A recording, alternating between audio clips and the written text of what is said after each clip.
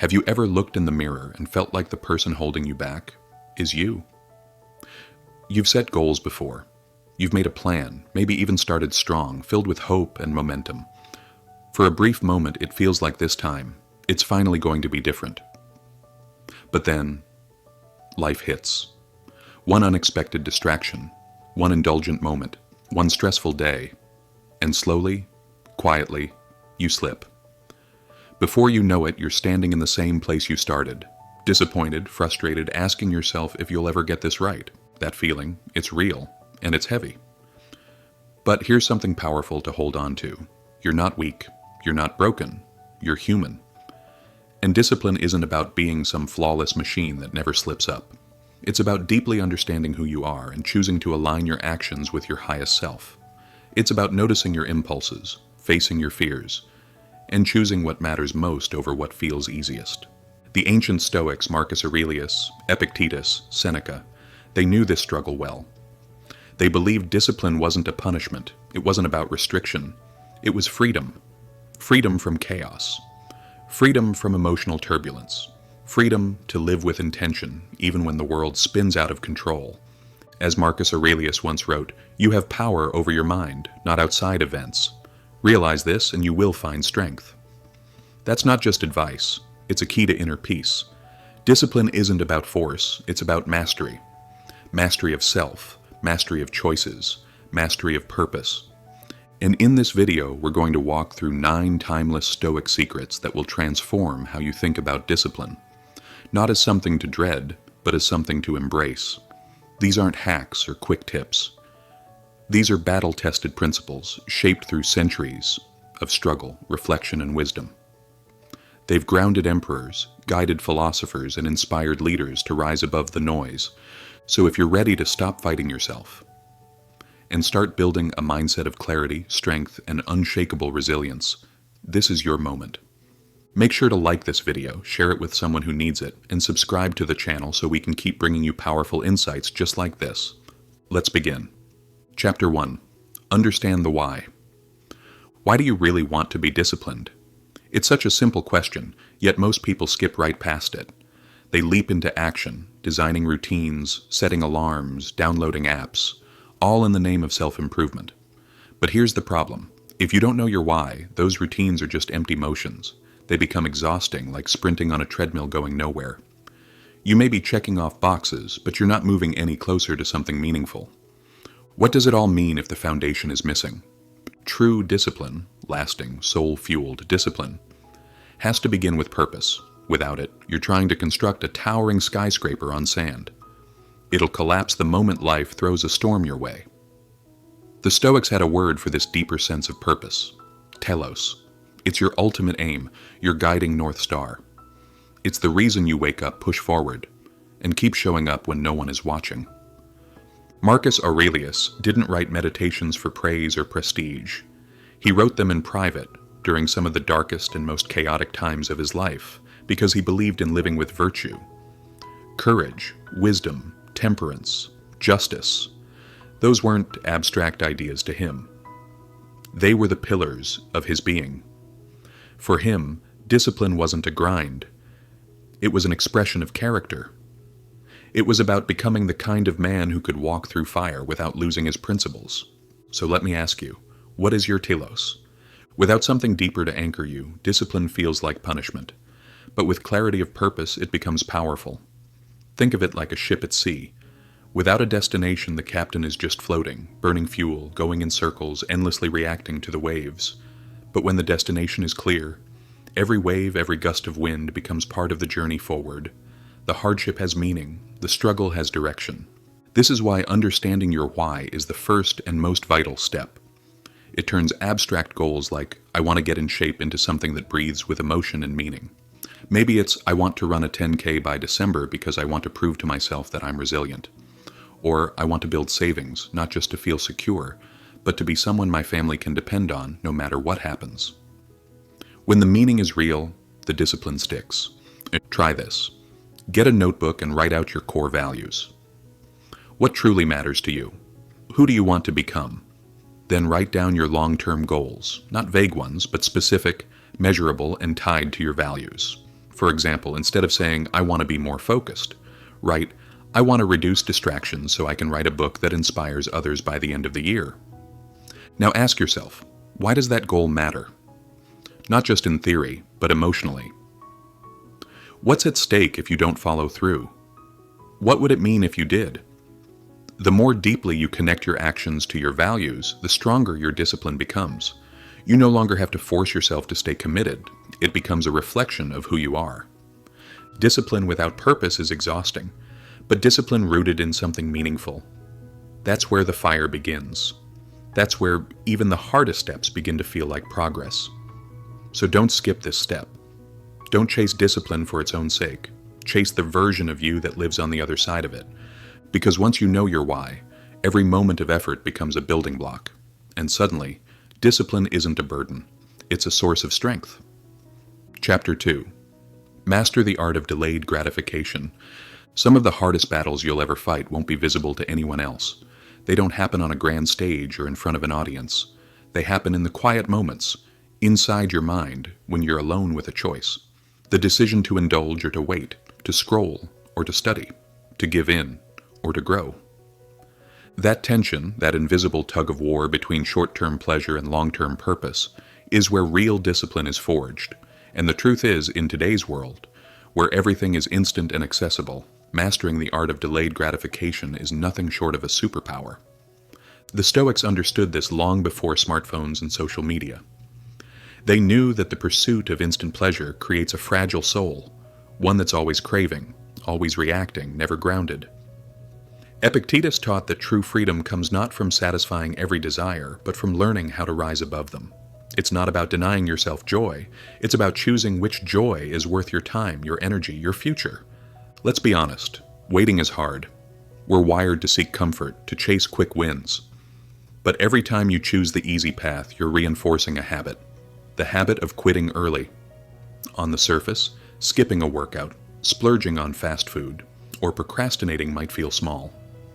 But over time, those choices shape you. They form the architecture of your character.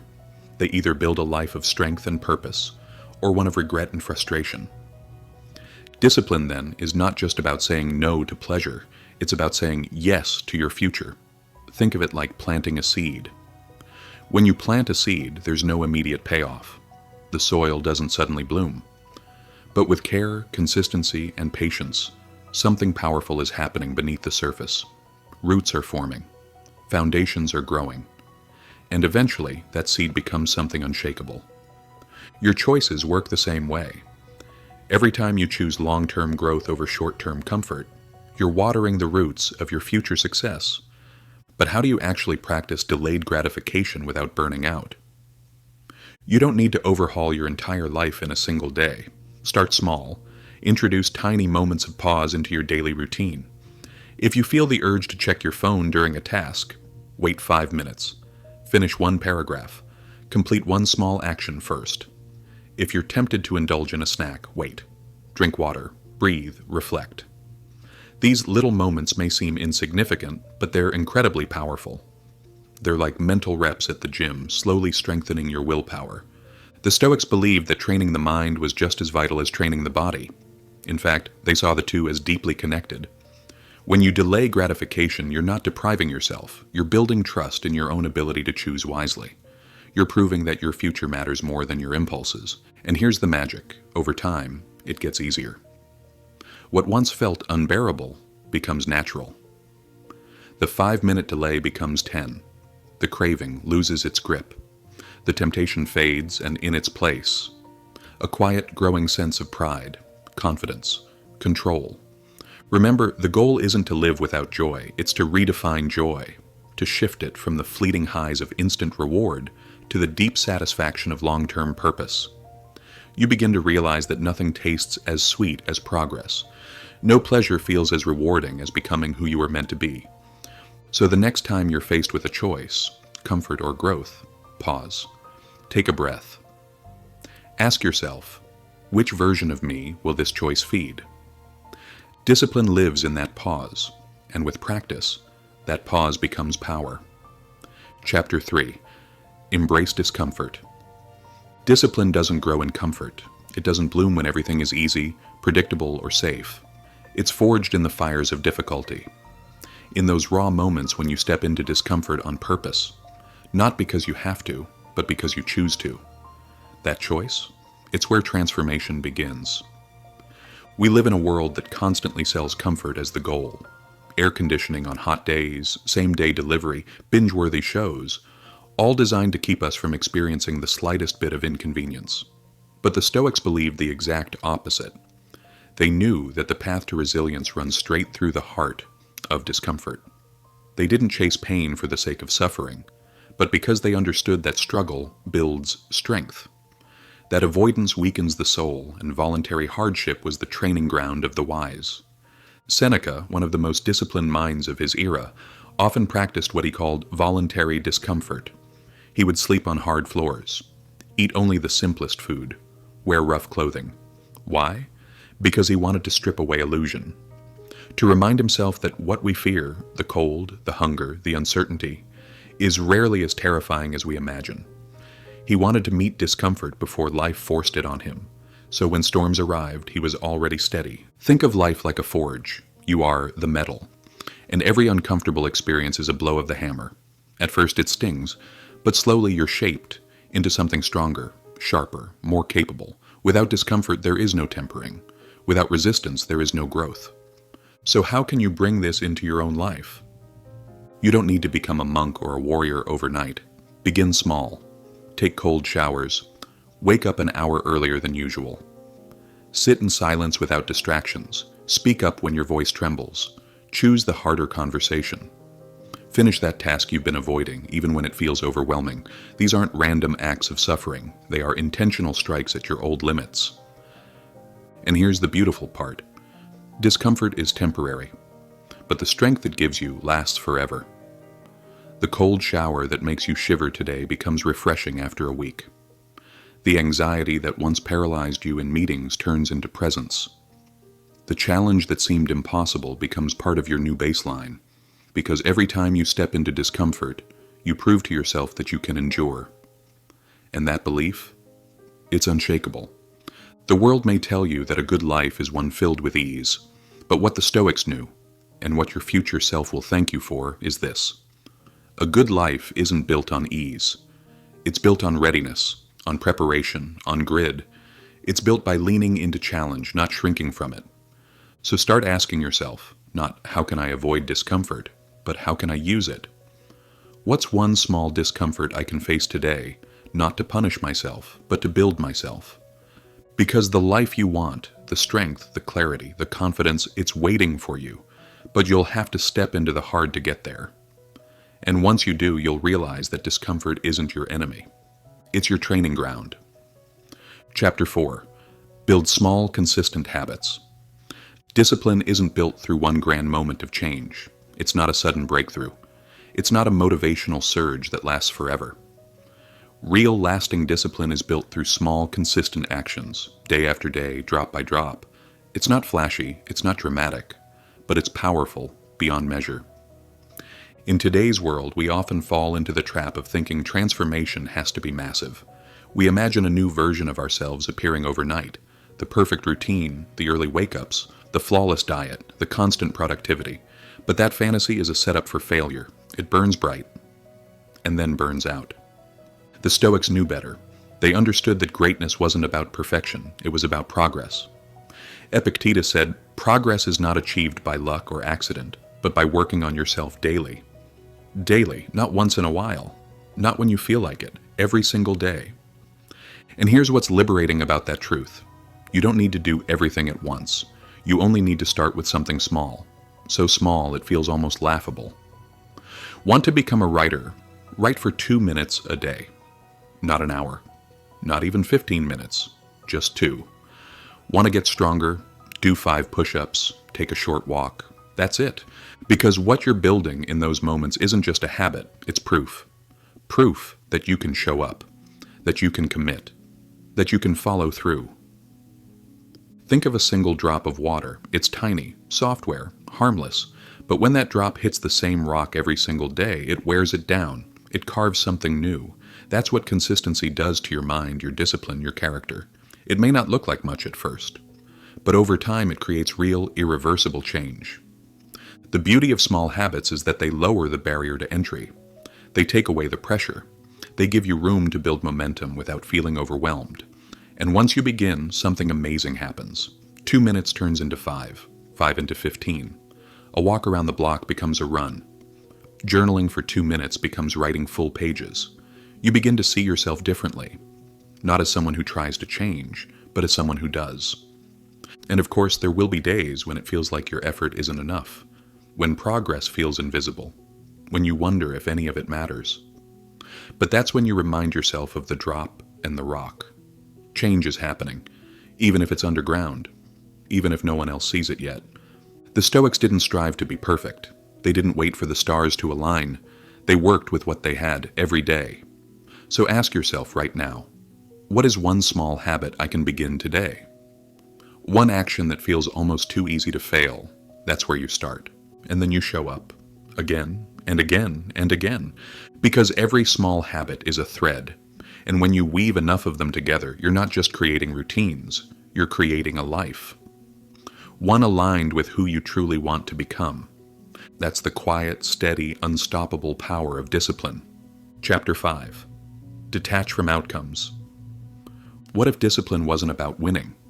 What if it wasn't about the result at all, but about the person you become along the way?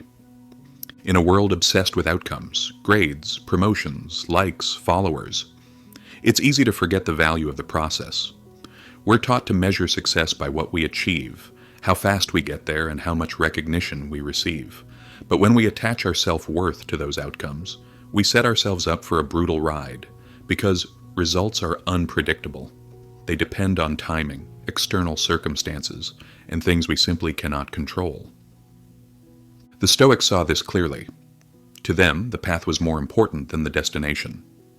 Epictetus taught that while we cannot control outcomes, we can always control effort.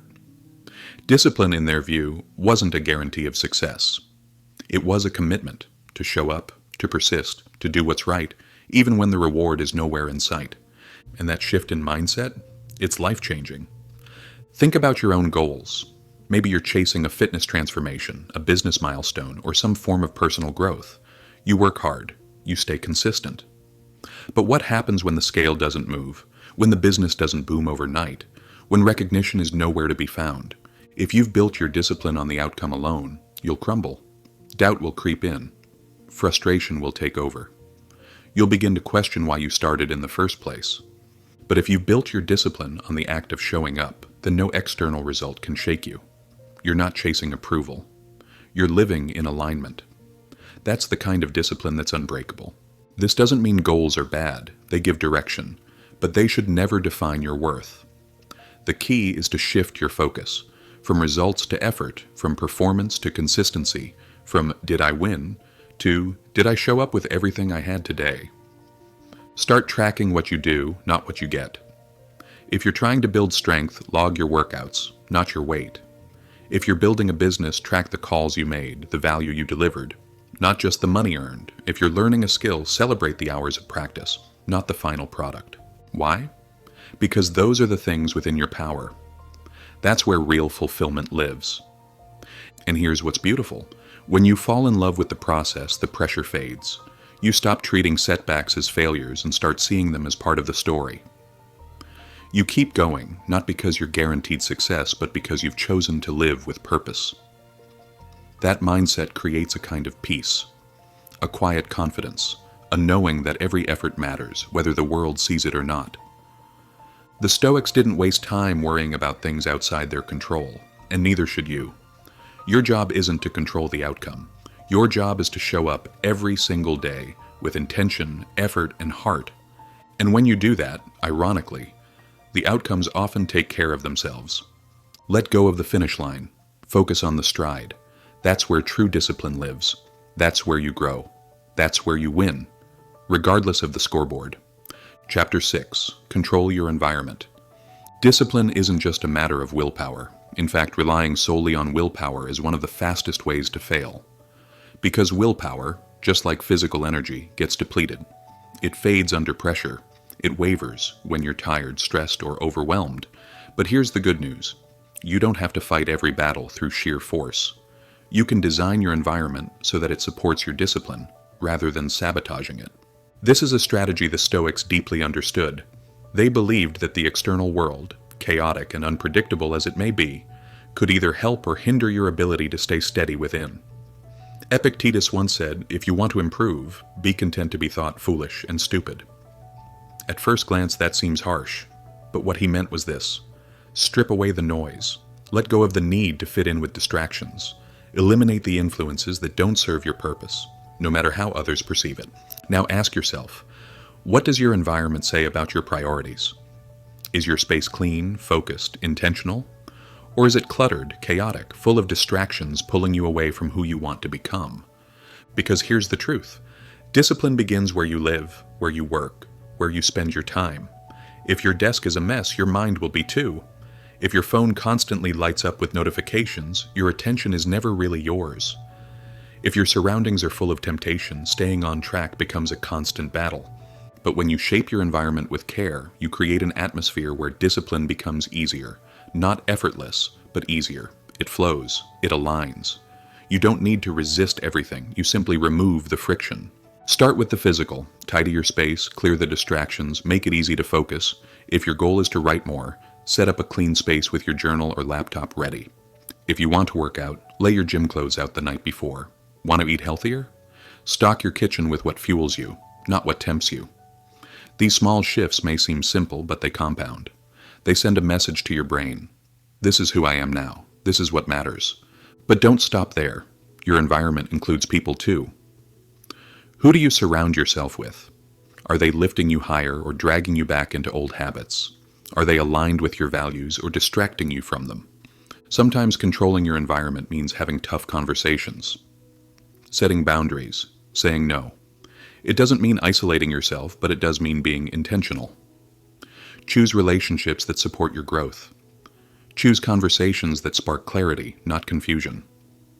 Choose to spend time with people who reflect who you're becoming, not who you used to be.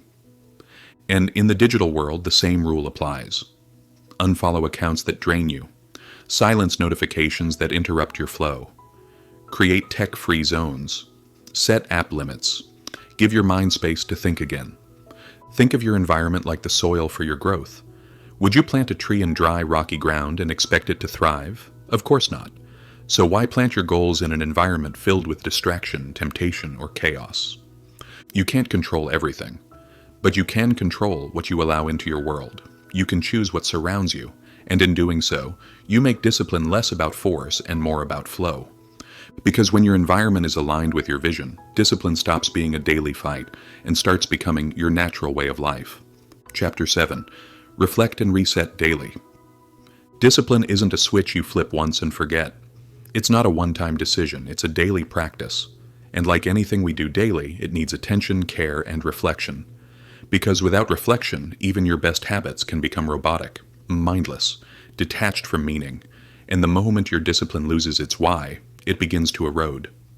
The Stoics knew the importance of reflection. In fact, they treated it as essential, almost sacred. Marcus Aurelius, one of the most powerful men in history, wrote meditations not for an audience, but for himself. He journaled not to impress, but to understand. He asked himself hard questions. He held himself accountable. He checked in with his own soul. Why? Because he knew that without regular self-examination, even the most disciplined life could drift off course. And we are no different. Think about it.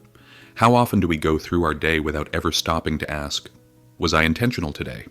Did I live by my values? Where did I grow, and where did I fall short? Without that pause, our actions blur into routines. We become busy, but not better. That's why daily reflection is so powerful. It reconnects you to your mission. It realigns your mind and brings clarity back into your journey. And you don't need hours to do this. 5 minutes, 10 at most. That's all it takes to look inward, to check your compass, and to gently steer yourself back on course. Start by asking yourself simple but powerful questions. What did I do well today? What challenges did I face and how did I respond? What can I learn and how will I apply it tomorrow? This isn't about perfection. It's not about judging yourself harshly. It's about awareness. Even your setbacks hold gold, if you're willing to mine them. Maybe you stuck to your habits today. Great, acknowledge that, celebrate that. Maybe you gave in to distraction or missed a goal. That's okay.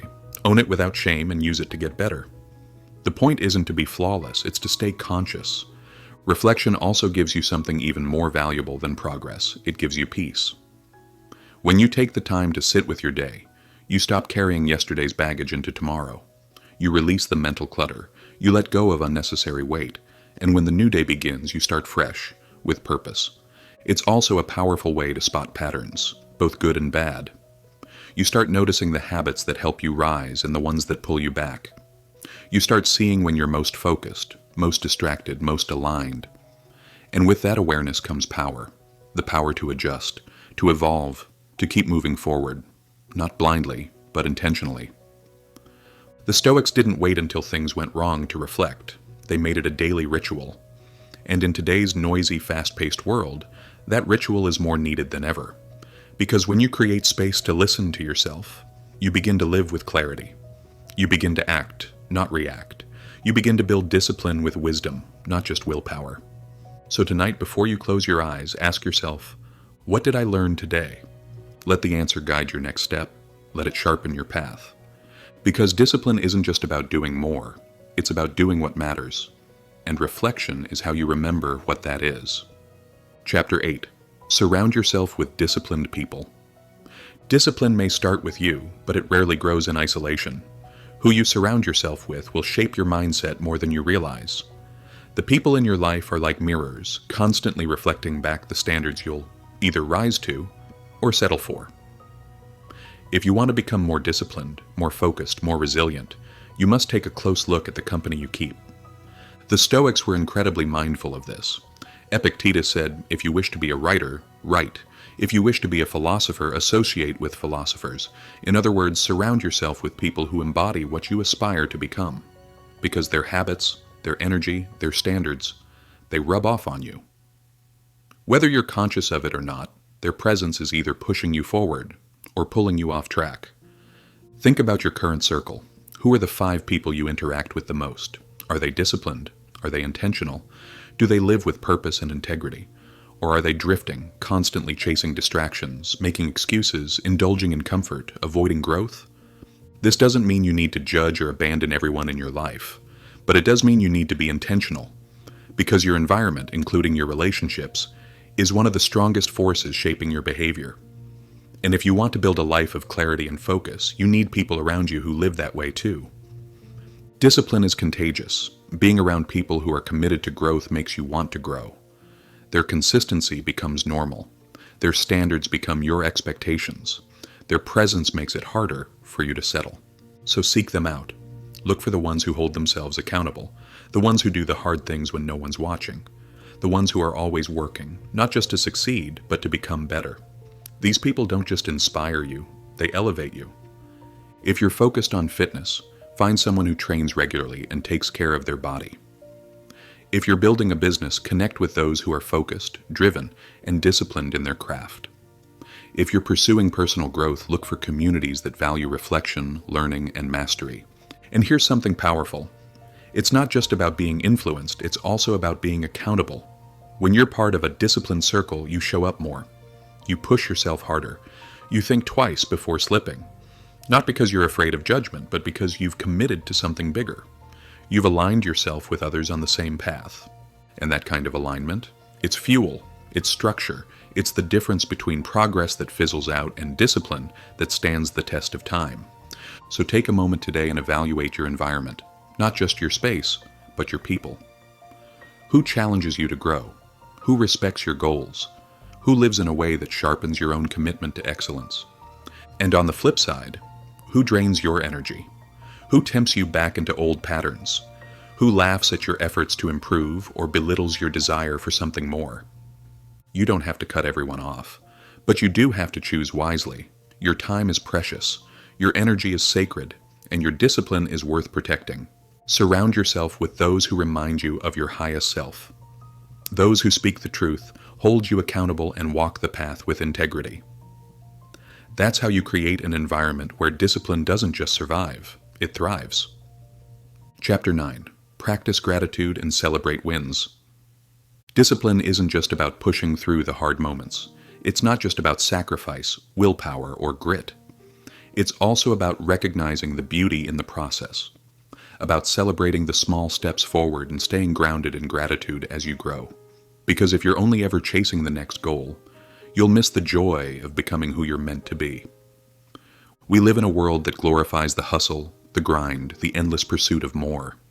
And while striving for greatness is powerful, it can quickly become exhausting when it's not balanced by appreciation. When you only measure yourself by how far you still have to go, you overlook how far you've already come, and that, over time, can quietly kill your motivation. The Stoics understood this deeply. Marcus Aurelius, despite being emperor of Rome and having the weight of a kingdom on his shoulders, took time every day to reflect on what was good. He reminded himself to dwell on the beauty of life, to observe the stars, to stay humble and present. Why? Because he knew that without gratitude, even success can feel empty. Practicing gratitude doesn't mean pretending everything is perfect. It means recognizing what's working, even in the midst of struggle. It means pausing to say, this step mattered, even if it was small, even if no one else noticed. Think about your own journey right now. What have you done recently that deserves to be acknowledged? Did you show up to your workout even when you didn't feel like it? Did you resist temptation for one more day? Did you stay focused when distractions were calling your name? That's progress, and it deserves recognition. Because when you celebrate your wins, big or small, you reinforce the behaviors that got you there. You tell your mind, this is worth repeating. And when you practice gratitude, you shift from a mindset of lack to a mindset of abundance. You stop obsessing over what's missing and you start seeing how much you've already built. Start a simple habit tonight. At the end of your day, take a moment, just a few minutes, and write down 3 things you're grateful for. Don't overthink it. Maybe it's a moment of clarity you had, a challenge you faced and didn't run from, or even the chance to try again tomorrow. Gratitude doesn't have to be dramatic to be powerful. You can also celebrate your wins by creating small rituals, reward yourself for consistency, mark milestones in your journal, or simply look in the mirror and say, I'm proud of what I did today. These actions may seem insignificant, but they build emotional momentum. They fuel your spirit. They remind you that discipline isn't just a test of endurance. It's a way of honoring your growth. Without gratitude, discipline can become rigid, cold, mechanical. But when you combine discipline with joy, with reflection, with meaning, everything changes. You stop chasing your goals like a machine and start walking your path like a human being who is growing every single day. So today, take a breath. Reflect on your effort, celebrate what you've done, and give thanks not just for what's perfect, but for what's in progress. Because the disciplined life isn't about being constantly hard on yourself. It's about being awake, aware, present, and deeply grateful for the opportunity to grow.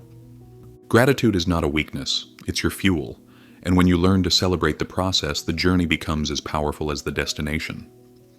As we've explored together, building extreme discipline isn't about force. It's not about becoming rigid, robotic, or joyless. It's about becoming intentional, crafting a mindset rooted in purpose, resilience, and self-mastery. Discipline is not about punishing yourself. It's about liberating yourself. Freeing your mind from chaos. Freeing your habits from impulse. Freeing your life to reflect who you truly want to be. It starts by understanding your why, that deeper reason that fuels your choices when motivation fades.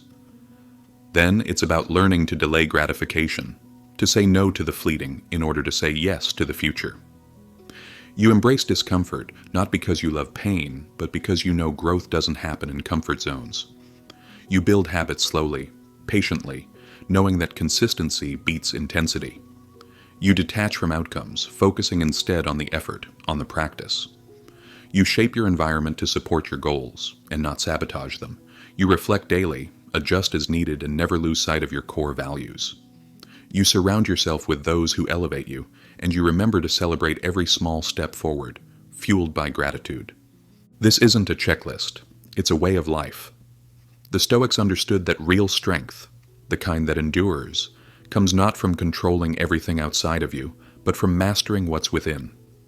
And that's what discipline is, a daily choice to live on purpose. So wherever you are in your journey, whether you're just starting out or rebuilding after setbacks, know this: you have what it takes. You have the strength, the vision, the clarity. And step by step, you're becoming someone unshakable. Thank you for being with us in this episode of Deep Dive Stoic. Your time, your presence, your commitment to growth, it matters. If this message resonated with you, please take a moment to like this video, share it with someone who needs to hear it, and subscribe to Deep Dive Stoic so we can continue bringing you powerful, life-shaping content rooted in ancient wisdom. Until next time, keep going, keep growing, and keep choosing discipline. We'll see you in the next one.